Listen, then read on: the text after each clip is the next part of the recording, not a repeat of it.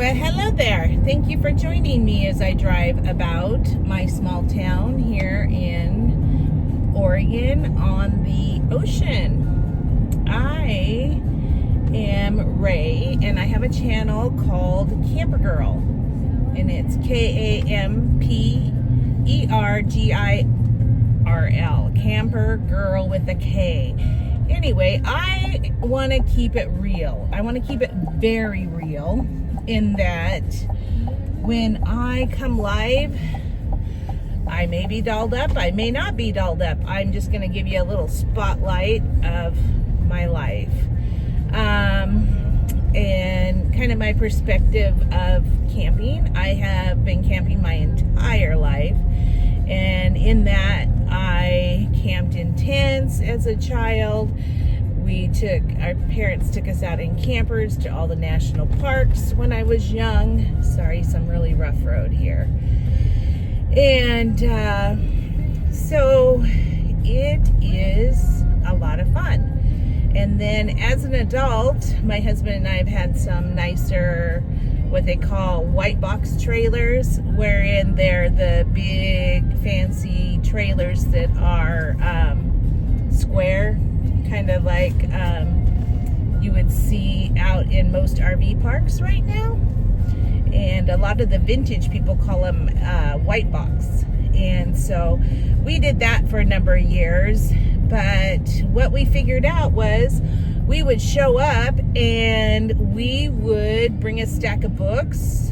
It had a TV, and we'd slide out the slide outs, and we would enjoy a book here and there. We'd go to the pool, and then we would come back and enjoy a movie with a good meal. And then we asked ourselves, well, couldn't we be doing this at home? Why is this any different? We really enjoy being outside. So we made the decision to no longer have a big trailer. So a number of years we got introduced to a vintage trailer group.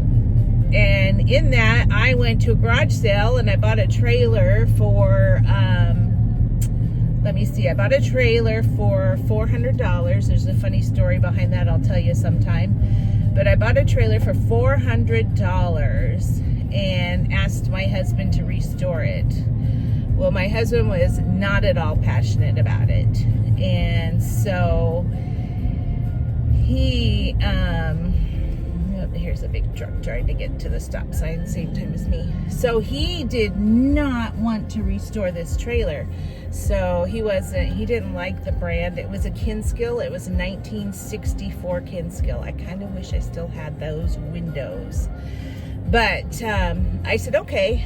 And so we went for another trailer, and he was about halfway done restoring that trailer. And I happened to be driving down the road again, and I drove past this aluminum trailer that I absolutely fell in love with. It is a 1955 Airstream. And with that Airstream, my husband took 3 years to restore it. It's beautiful. And one day I'll show you what the Airstream.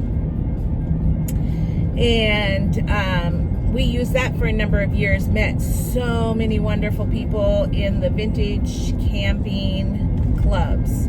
There's a club out of Portland, Oregon. It's called Rollin, ROLLIN, Oldies Vintage Trailers. So Rollin Oldies Vintage Trailers is an amazing group to get involved with if you have a vintage camper. And I think it was pre-1980 is vintage. Don't quote me on that, but I think it is. And so we did a lot of camping with that group. And then we were going cross country a couple of times, and we thought to ourselves, wouldn't it be nice to have a newer Airstream? Because by this time we had got the Airstream bug, and our younger son got a Airstream interstate motorhome. I think it's a Class B. Anyway, he got a 24 foot, and we decided that we had better get a better trailer to do long distance in. So you'll see that from time to time on my channel when we travel long distance in our big Airstream. So just for reference, our 1955 Airstream is named Grace after my mother. I didn't want to name my trailer after my mom, just in case there would come a day that I would sell her. I just felt that I wouldn't want to sell my mother. So I named her Grace after my mother's number one attribute. And then I ended up buying our big trailer. My husband and I were coming through the Oregon-Columbia Gorge back from a Colorado trip, I believe. And we were looking online for newer Airstreams, not brand new, because our model back then would have ran a lot more, like 144,000 that we didn't have. So we had to buy a used one, which was fine.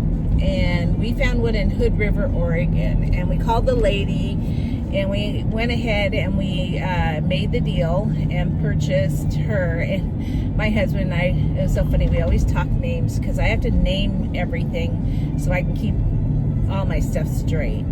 Pretty soon I'm gonna have to name this truck.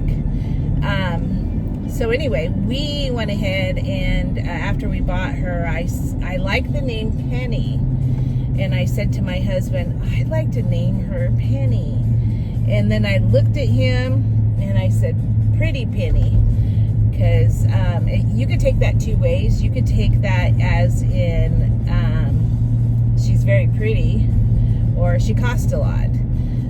In our income bracket, she cost a lot, so that's probably where I was headed with that. But very worth it, because we did a lot of research in Airstreams, and we've been in the Airstream Club long enough. I think when we bought her, we were in the Airstream Club about 6 years.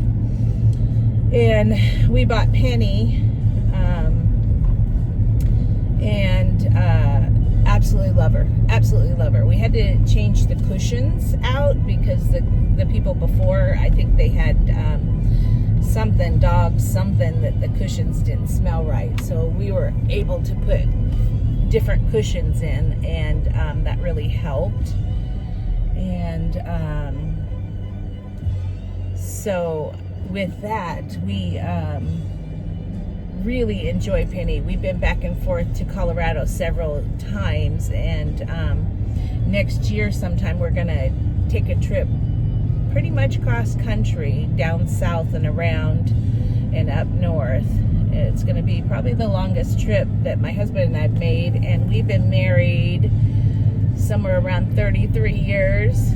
And yeah, oh my goodness, we're coming up on 33 years. So that will be wonderful to take that trip in the bigger Airstream. So now to get on with this, my husband did not want to take that trip. I always drive Tahoes. I've had, well, this will be my 4th Tahoe, but I buy them and I drive them until they're gone. My first one had 244,000 miles on it. My second one only got 180 some and started having electrical issues. So my husband said, ugh, I don't want you going with all your girlfriends to very isolate. I'm going through the state park where we're gonna throw a rally this next year. We're gonna have a meetup here. I think you might have seen it in my earlier video. I lived close by, so I could just drive out here. So, what was I saying? Oh, the other one, it was 180 miles for that Tahoe. It was maroon color. I loved it. But my husband said, no, I don't want you going to isolate areas where you don't have cell coverage and you are literally out there, and if you break down, I have no way to come rescue you.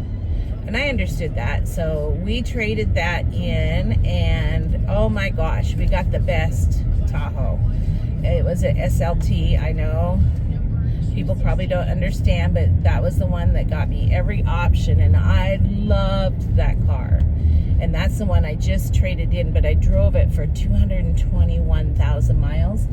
I'm still sad that I don't have it, but we didn't have a reason to keep it, so we went ahead and let the car lot have it when we purchased this one as a tiny trade-in. But my grandkids are like, oh my gosh, Grandma, I can't believe you got rid of that one. And I said, I know, because there's a lot of features that were on that one that I wish I still had, but I don't.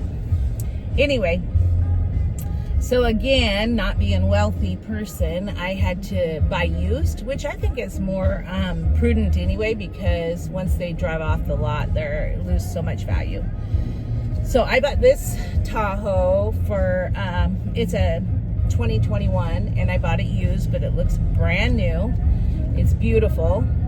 And the functions that I mainly wanted on this one, since I was introduced to car camping, was that they definitely, the seats go down flat. That was the one drawback on my last Tahoe, was the seats did not go down flat. And let me do this. I bought a new dash camera holder, but it's I don't know how to make it stick to the dash yet. Anyway, I have to have my husband help me with that, but he don't feel well today.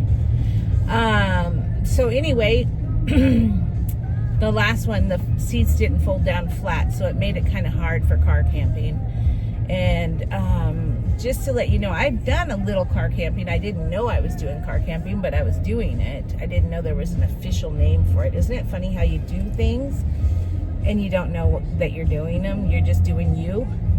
And my husband and I travel back and forth to Utah quite a bit. And we often, instead of getting a hotel room when we were younger, we would just go ahead and stay in a car. So this is the area. Let me point it out here.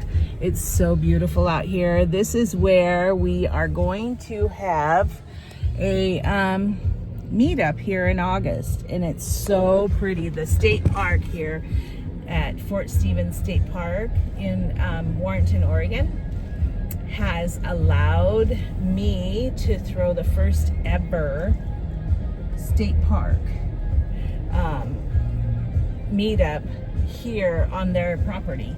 What has happened is they've only let the Boy Scouts, and I requested, and they're allowing me to do this here in the park.